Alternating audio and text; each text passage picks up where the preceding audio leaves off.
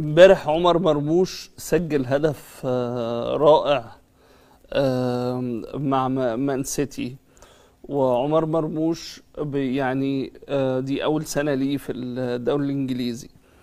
الأول رأيك في الهدف كهدف، يعني رأيك الفني فيه وفي يعني في ذكائه الشديد وتسديدته وقوته وسرعة البديهة في التعامل بعد استلامه للكرة وقوة التسديد، إلى جانب أن الفترة المقبلة ممكن عمر مرموش يستمر هذا مش عايز أقول الهدف، لكن تحسن أداؤه يبقى أكتر خلال الفترة اللي جاية. ممكن تتوقع دوت يحصل لعمر مرموش؟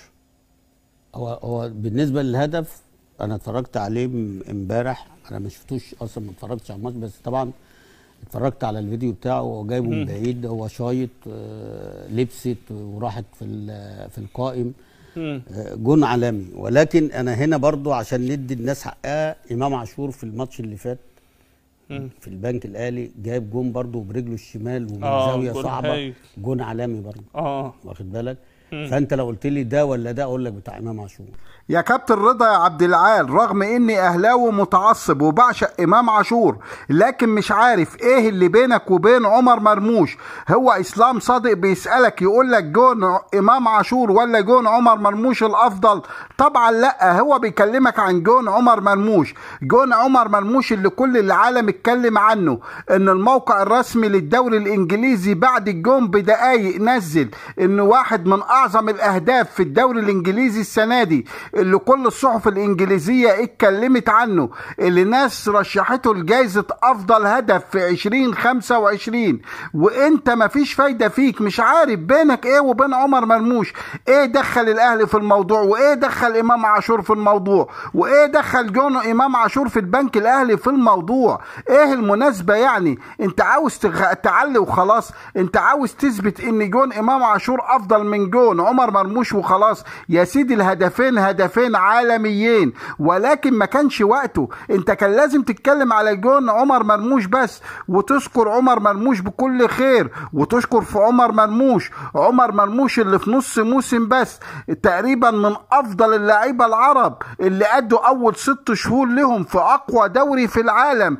وبعدين بترمي كلام يعني ما حدش هيجي خمس محمد صلاح. يا عالم يا سيدي باللي جاي، ما يمكن عمر مرموش ربنا يصلح حاله ويبقى نص محمد صلاح او زي محمد صلاح، الله اعلم. ده راجل في 6 شهور بس اثبت وجوده في نادي كان واقع. تقريبا عمر مرموش هو اللي خلاهم عندهم فرصه كبيره جدا تتعدى ال 95% حاليا، وخلاص فاضل ماتش واحد انهم يلعبوا دوري ابطال اوروبا السنه الجايه، وان شاء الله هيلعبوه، عاوزين نقطه واحده من اخر مباراه.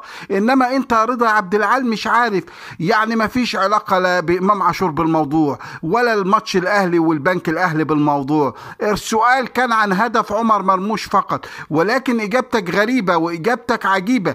ايه جاب الدوري المصري للدوري الانجليزي؟ وايه جاب ان احنا نقارنه هدف في الدوري المصري بهدف في الدوري الانجليزي؟ وايه جاب اقوى دوري في العالم بالدوري المصري؟ مفيش اي وجه للمقارنه، يعني مع احترام الجميع بقول لك انا اهلاوي متعصب، انما مستغرب اجابتك. ليه التقليل من عمر مرموش؟ ليه التقليل من لاعب مصري بيلعب في اقوى دوري في العالم؟ ليه التقليل من لاعب مصري احنا بنتمنى له كل خير كجماهير اهلي وجماهير زمالك؟ زي ما دعمنا صلاح وحبنا صلاح وصلاح بقى في القمه، عاوزين يبقى عندنا لاعب تاني يا عالم محمد صلاح سنه ولا 2 وممكن خلاص يسيب الدوري الانجليزي، فيبقى عندنا حد في الدوري الانجليزي. ولكن انت اجابتك بصراحه عليها مليون علامه استفهام. ايه دخل امام عاشور؟ وايه دخل النادي الاهلي اللي بنعشقه وبنحبوه؟ وايه دخل الدوري المصري؟ وايه دخل مباراه الاهلي والبنك الاهلي في ان انت تتكلم على هدف عمر مرموش العالمي في اقوى دوري في العالم؟ الجون اللي كل الصحف وكل المحللين وكل وكالات الانباء وموقع الدوري الانجليزي نفسه